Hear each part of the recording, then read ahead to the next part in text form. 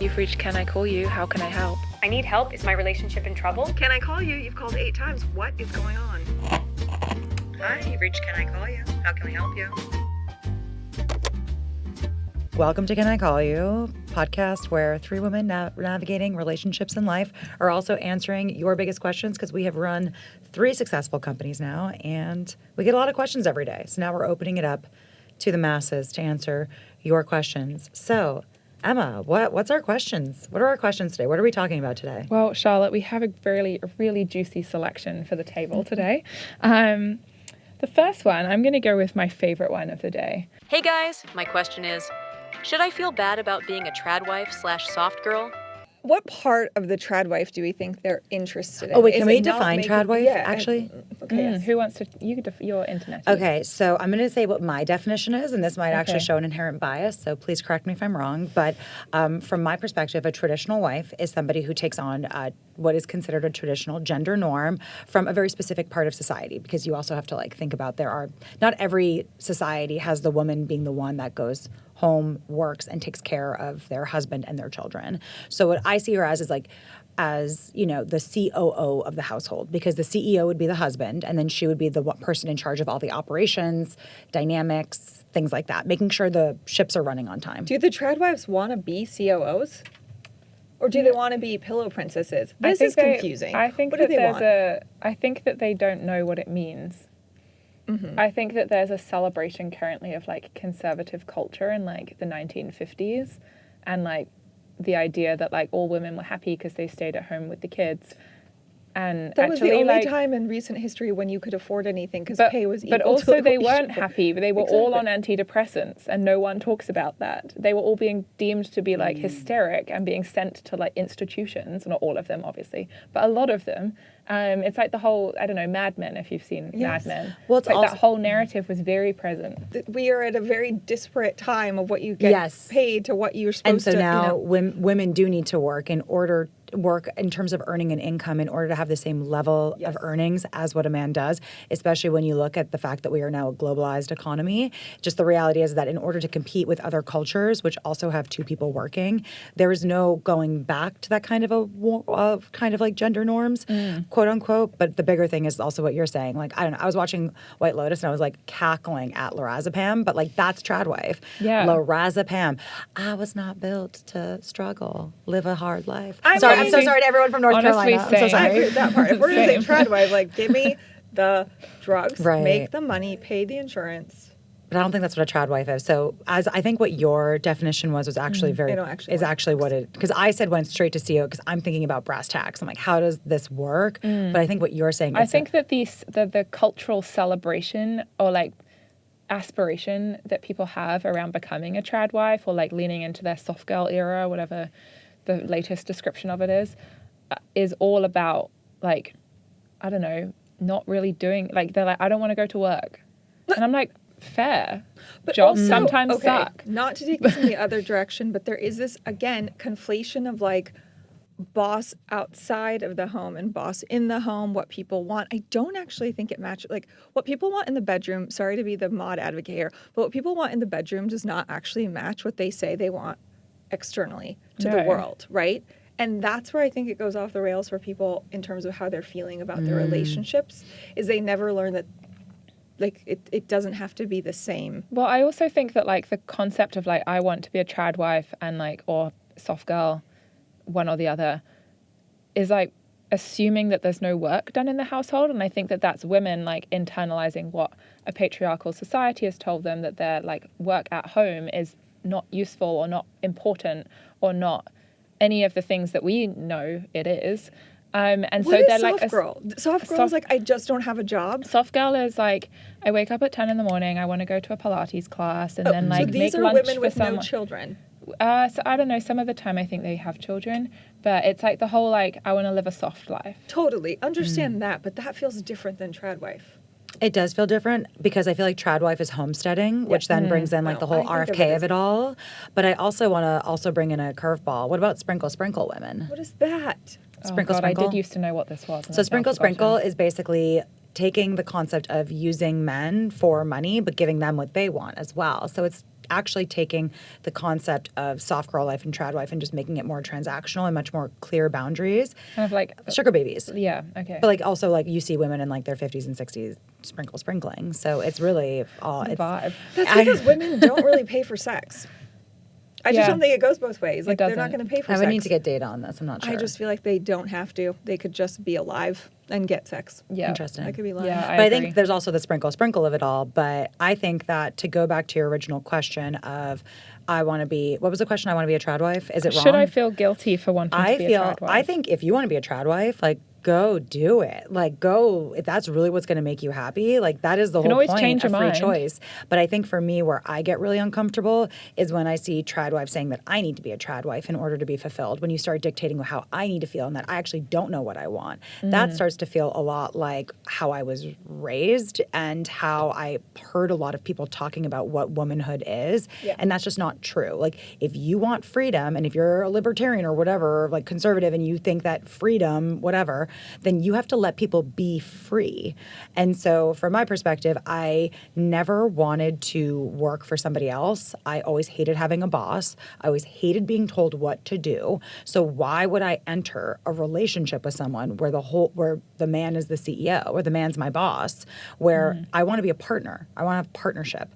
And I think Do we that think that she's asking we got to get this person? Who are they? We need to get them here. Yeah. Because Yeah. the question is like, can I just have things paid for? Can I be I think at that's sprinkle. home? I think that's sprinkle Maybe more she than wants to- tradwife, because I think with tradwife, and I would argue also, and I'm now really going off the rails, but I would argue that tradwives, they really think they maybe they are partners. I don't know, but I think that the way that you're talking about it and the way that you're glorifying these two gender norms and the way that you're voting where it is taking away my rights, that's what makes me uncomfortable.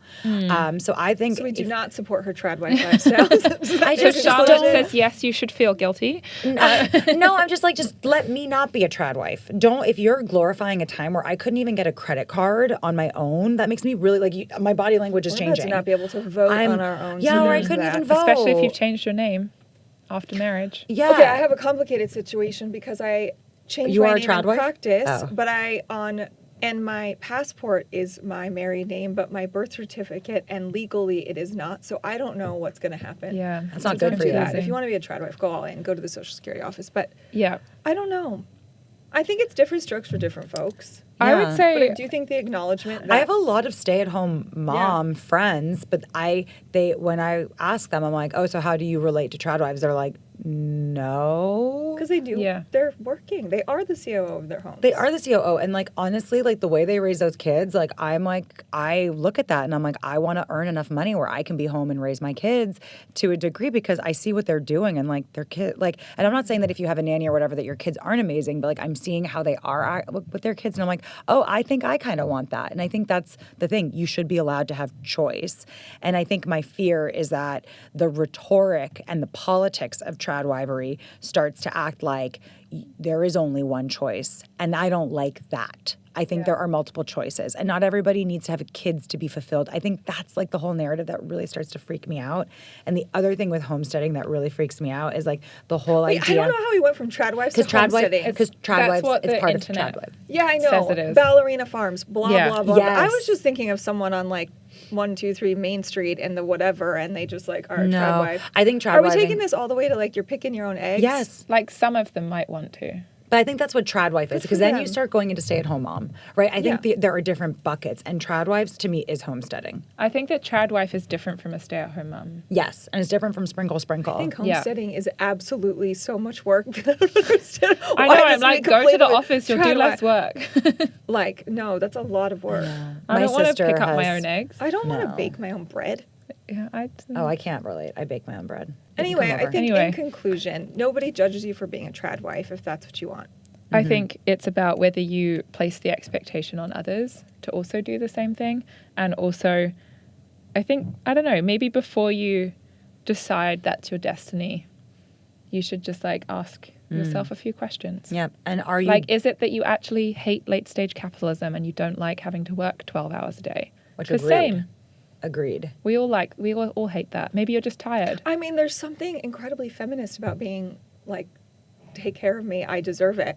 Yeah. We could just flip this on its head. I like often think Cleopatra, that shit. If you want to be carried by many men, one man, I don't know. I love this idea of just taking back the trad wife and turning it into the Cleopatra life. That's where I think that there's something very interesting Trad is the about new the idea Cleo. of the idea of like, having It's people also a pay very for you. profitable lifestyle in the sense of if you turn it into a content lifestyle, it's like you probably are the main earner. You're actually probably making the most money in the like ballerina farms. It's that Instagram. It's her that's making the money. I don't even know who that man is. No, and neither. so He's just the son of the JetBlue The founder. JetBlue It's fine. founder. So he's he's wealthy. Yeah. Yeah, Which what? makes their whole Even I lifestyle know this possible. one. I don't know that. I actually like really tapped out because I think for me, nobody's judging you for being a trad wife as long as you're not judging me for not being one. Yeah. Like if it's mutual, if you judge people who aren't living that lifestyle, and if you're saying your lifestyle is the best lifestyle, kindly go fuck yourself. Well, then Yeah. you're judging that. So I think on that I'm note, judging them if they're going to tell me that that's how I have to live. Well, on that note, I want to pull Leave on me another alone. thread of what you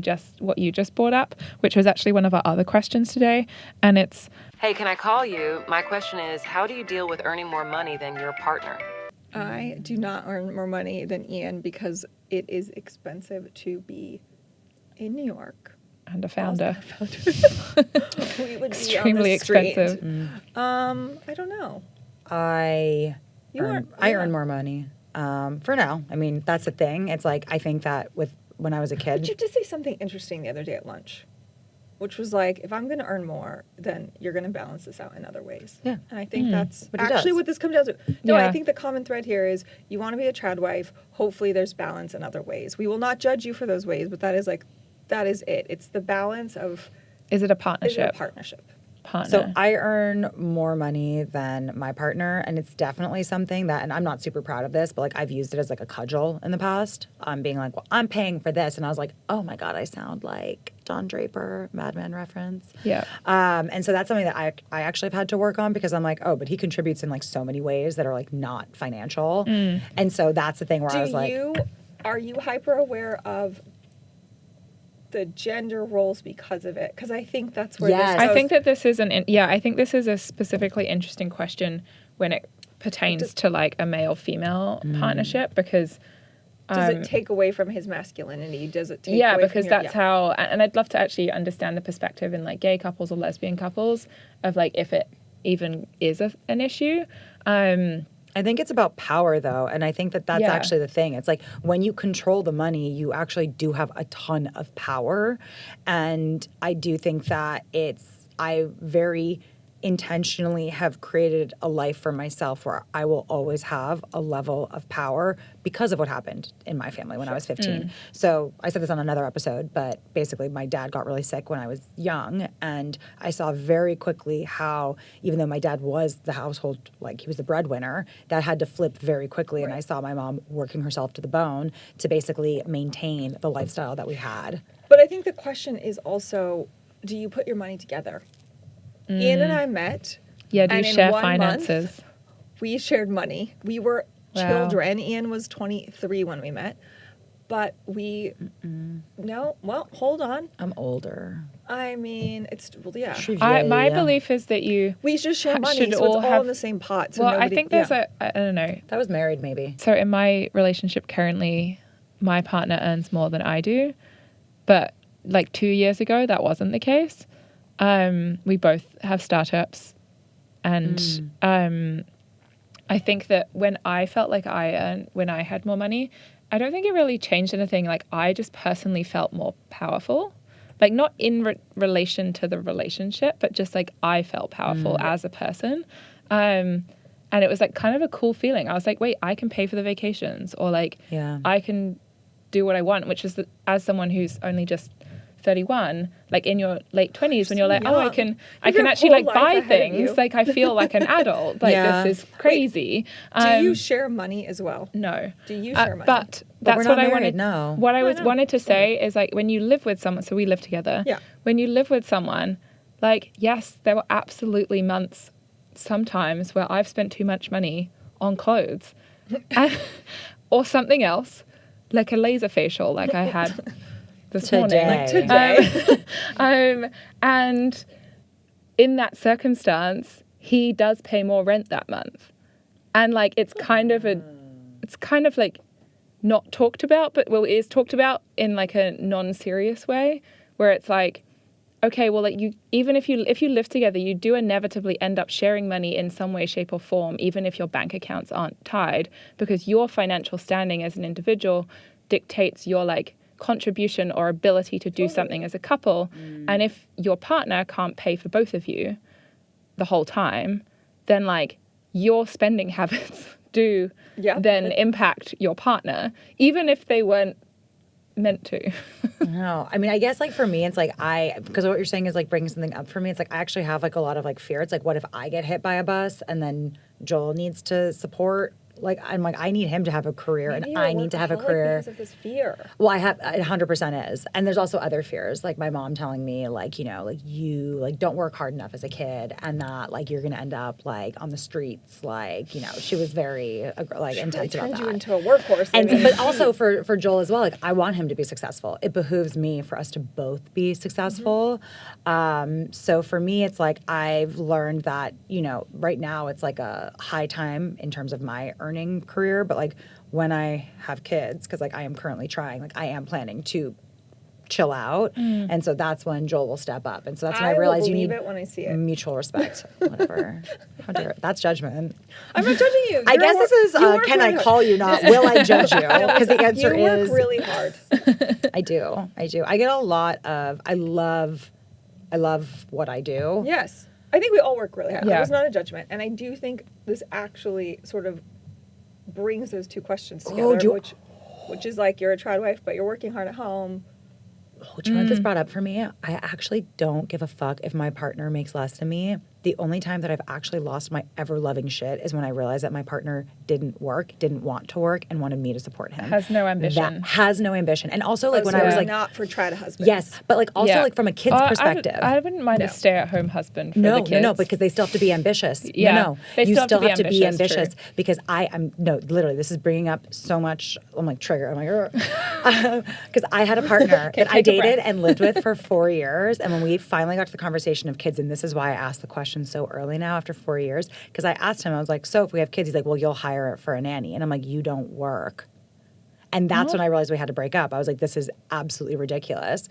Because I was like, I'm so down to have a partner. Again, it comes to partnership. Yes. Where if you see me busting my ass, I don't want you, like, what is soft life? Is the soft life helping me make my life softer? No. Like, not for me. Yeah. No judgment, but not for me. Yeah, so I think that if you deal, it sounds like this person might be dealing with like potentially they earn more than their, let's say, male partner in this circumstance. And the male partner's not. And the male partner is like feeling insecure about it. Or he just isn't working, and so that makes the other person infuriated. I don't need to keep chiming in as the person that's been with someone for 14,000 years, but there is something that is so unappealing after a while about a person being like the little sort of artist at home. Like you thought it was charming in the beginning and suddenly it's not charming anymore. When you get old and health is involved and all these other decisions you have to make, you're like, what are we going to do? We are not going to pay the bills on your charm.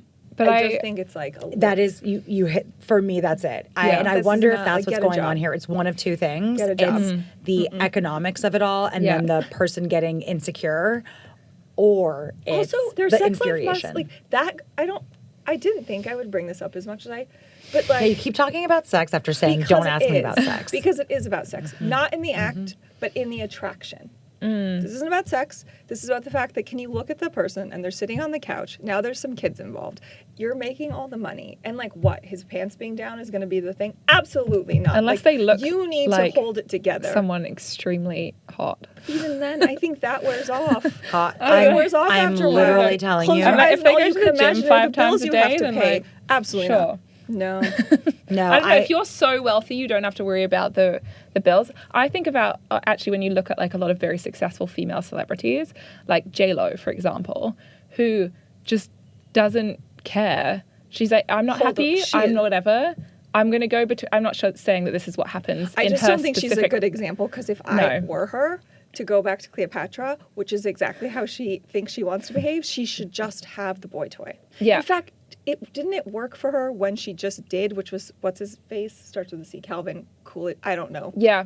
Well, I think there is an interesting observation with like women who are rich who like actively choose to like separate from partners or like be by themselves. And I think that that's something that when like men are rich and on their own, Voluntarily celibate. they need like they don't like being by trophy. themselves. And I think that that's very interesting. It's because women aren't by themselves. Because at least Okay, for yeah. myself, like I know that I like create like a lot of Let's community. just say Yeah. that this girl has a woman, we don't know, partner is, it sounds like they're not just arm candy. It's probably bothering her. Again, it's like there's like so many ways that it could go, but if I were to bucket it, it's that resentful that this person's not pulling their weight, or it's this person resents me for making money, and so it's falling in one of those two buckets. It's not he's Yeah. hot on the couch and I'm making money, but it sort of bothers me kind of territory. Yeah. Yeah. Okay. Well, that's a wrap on that question. We brought up JLo, which was really I just find unexpected. just wild that she keeps choosing to get married when it seems like the longest relationship she had that worked was he was just her younger arm candy. Okay, so next up, our question is, Hey guys, my question is, if you're worried about being a pick-me girl, how do you stop being one? Why are you asking to be picked to begin with? or like, what do you think about your behavior is being a pick? Like, what are you doing that you think is pick me vibes? Okay, I am a people pleaser. Okay. Whoa, that's I am amazing. I am a people pleaser. And so I think that pick me girls have like a very specific kind of people please disease. And it's particularly around men. Whereas for me, I want everyone to like me. I imagine if I was a little bit different, I might have just honed in on men. I would probably be a very different person. But I actually think that it's a form of please disease. And that is actually the thing that you need to solve for is why are you looking for validation and why do you care so much if someone likes you? It's really about, and this is going to sound so contrived and silly, but it's really about like liking yourself rather than trying to be the cool girl or the chill girl. I also, yes, it also to me stems from feeling misunderstood, which a lot of people, maybe they think if they try harder or that they're going to be understood more, but maybe they're in the wrong rooms. Or that they'll be different. Maybe they're with the wrong people. I think it's also like pick me in terms of there's like the validation side of it. Like you want to be validated by the usually male attention that you're getting. But also like pick me at the expense of like other girls where you're like gossiping about them with a guy just to be like funny or you're like throwing them under the bus in another way. I think that like that type of behavior should be illegal. I just think it just makes me so uniquely angry. I think like wanting validation, like sure, like everyone is insecure. Everyone loves like feeling a little bit like validated. It's whether it be from men or whether it be from like something else in your life. Like that's like a fine feeling. Like don't seek it out every day. But like if you want to lean into it here now and then, like that's also fine. Well, I think it's also the idea it's like I'm different and that's why this man is giving me the attention, but it's like really anyone who's a pick me will actually get that kind of validation from that kind of a person. And so this Don't you idea think the world is acting like pick me right now with social media anyway? This is a bigger conversation. Yes. But I feel like as people who run companies that have, well, specifically in like consumer companies, you deal with influencers all day, every day. No dig on influencers, but just it feels I like know, we wow, I feel so attacked. No, you're not attacked. I'm saying it feels like we're perpetuating pick me energy in a way. Yes and no, because I would say with social media, it's about attention, but attention at any cost. Yes. And so I don't think that the pick me is about attention at any cost. It's a very specific kind of an attention, and like you're doing a I do specific think kind of it comes. There's transaction. actually an amazing essay called "The Internet of Women" by Myra Weigel, I believe her name is, and one of her quotes is about how like the internet makes a woman of all of us, because it's like we're putting ourselves out there to be liked and validated and clicked on, and there's an amazing quote where it's like we're baking cookies for all the like men at home kind of thing.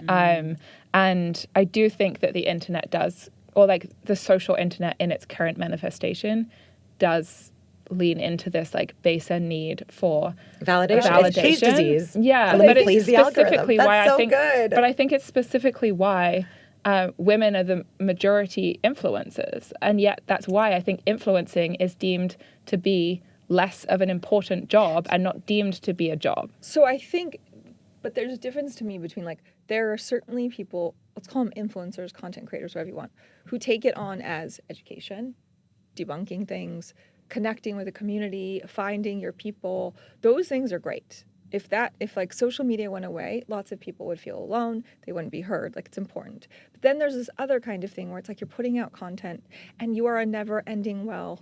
It's never going to fill you up.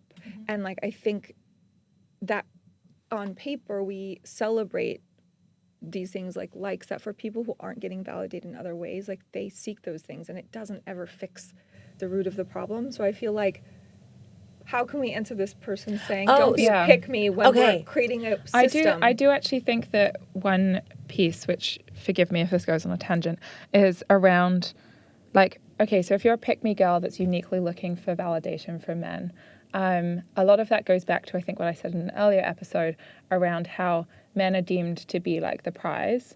And like even like in every circumstance, like male attention or like getting married, that's like the ultimate goal for women. And so like you're not wrong for like wanting to strive for that. That's how you've been socially conditioned for your entire life, unfortunately. But I think what is interesting is like with that notion, we have now decided that like if we are dating men, they are the beholders of like our whole happiness, and like we're trying to find everything from these men. Which That's is why people actually move back from being an influencer too. Yeah, well, I think it's why, like, I think that it's actually why like a lot of like the dating dynamics and also like divorce rates are kind of skyrocketing at the moment, because of the fact that we can't find everything in one person. Correct. And that actually, that as a concept, like marriage being, or the person you marry being your everything, is actually something that only happened in like the 1950s onwards. But they also weren't their everything. They were doing a lot of drugs. Yes, exactly. And the good kind. It's only a recent phenomenon, and before that, like marriage, as we I think also talked about last time, was a construct. It's a contract rather, and marriage as a contract meant that at the time, like women had female friendships and they had super close female friendships that would filled up their cup in other ways, and they got that validation, let's say, in other ways from other women. And actually, there's a book called like The History of Marriage. I can't remember who's written it, but you can track the demise of closeness of female friendships with the rise of marriage as we now know it.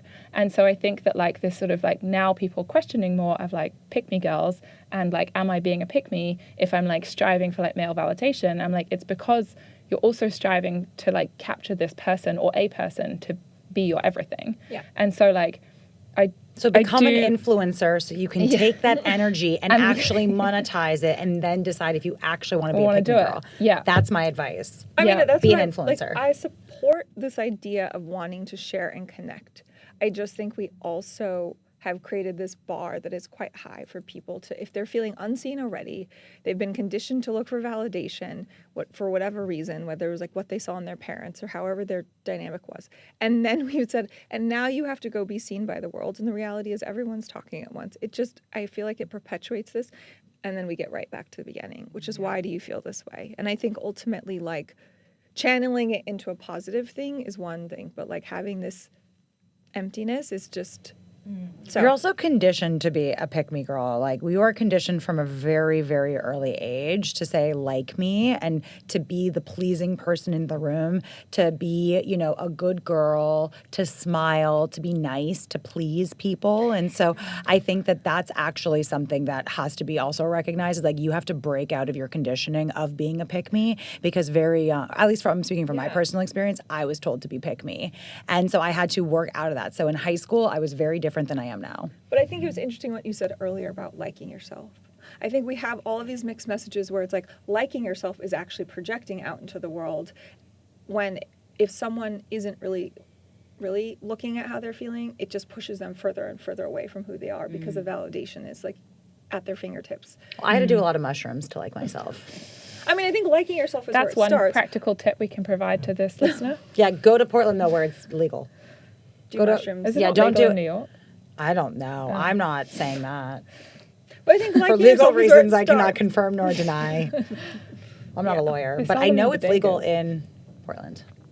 I think this is so I went to a fascinating clinic. to think that, like, well, we're not taking this to the business corner, but I think this idea of, I don't know about you, but I get asked a lot of questions because people think I have it figured out in ways that, like, no, we're all people. We Yeah. all feel badly about ourselves on a Monday and better by Thursday, and like this on whatever. And it's, I mean, Just don't take yourself too seriously is like my thing Totally. is like actually moving back from taking myself seriously and holding myself to this bar of perfection and if I slip up or mess up then everyone's going to hate me.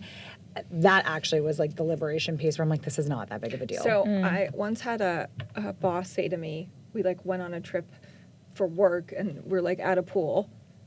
Stop worrying about what you look like because everyone else is worrying about what they look like. And I was like, true. Wasn't there that quote? She's from Girls. I forgot her. I forgot her real name. She's great.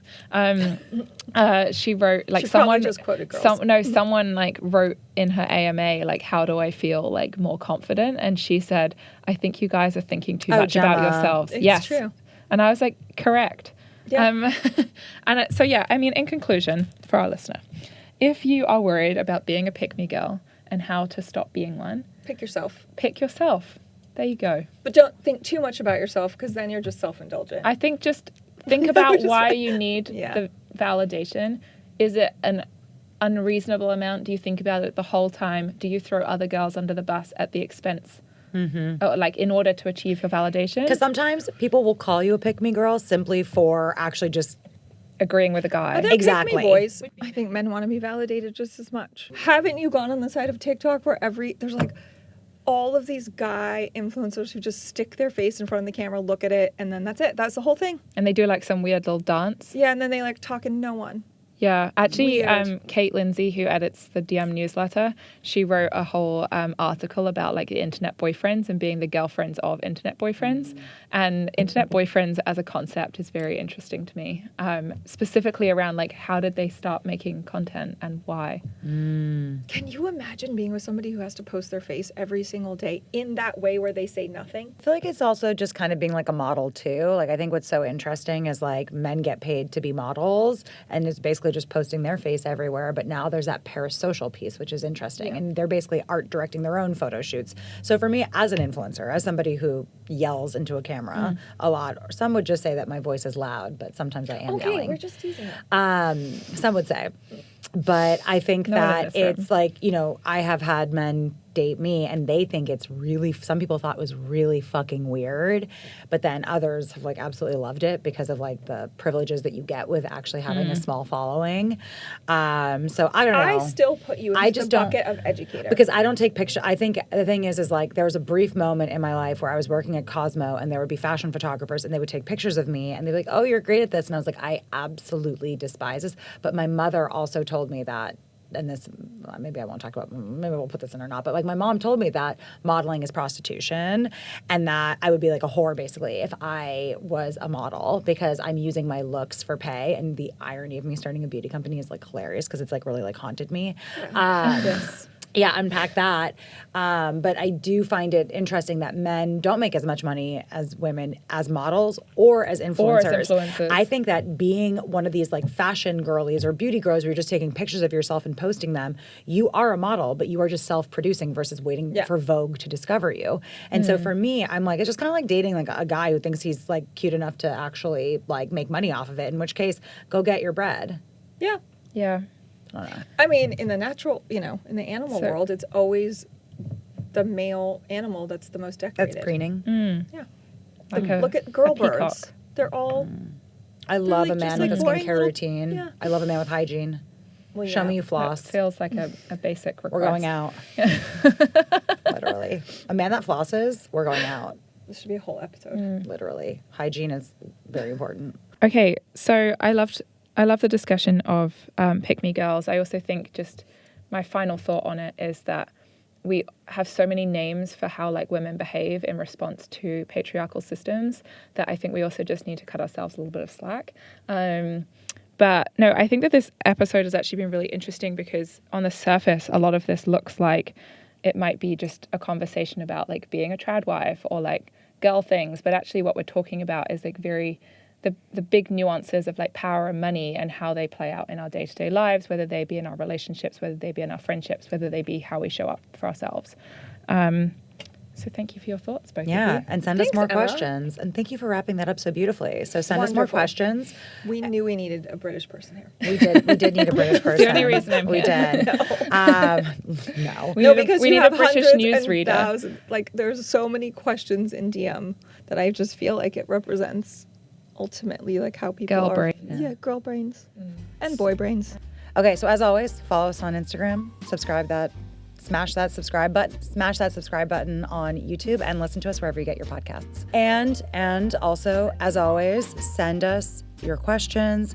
Even if you think that you want to hear more on something, we're always going to pick the most popular questions of the week and then answer them on a week-by-week basis.